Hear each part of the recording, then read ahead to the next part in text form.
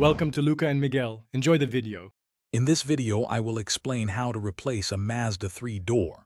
First, gather all your essential tools, including a socket wrench set, a trim removal tool, and a new door panel. Make sure you have any necessary clips or fasteners ready. Before starting, always disconnect your car's battery to avoid any electrical problems. This crucial first step ensures a safe and smooth replacement process. Now, let's remove the old door.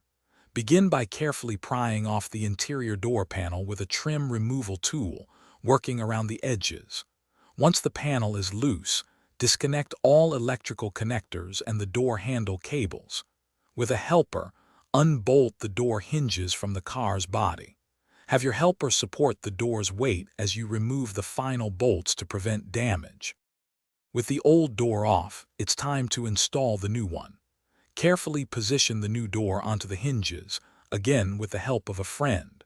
Securely bolt the new door to the car's frame, making sure it aligns perfectly with the body lines. Reconnect all the electrical wiring and the door handle mechanisms.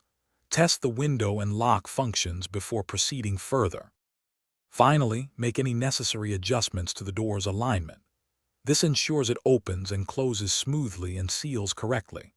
Reinstall the interior door panel, making sure all clips snap into place, and reattach any trim pieces. Give the door a final check for proper operation.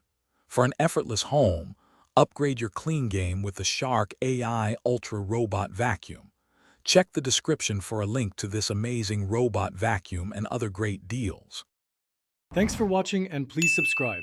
It's the best investment you'll ever make.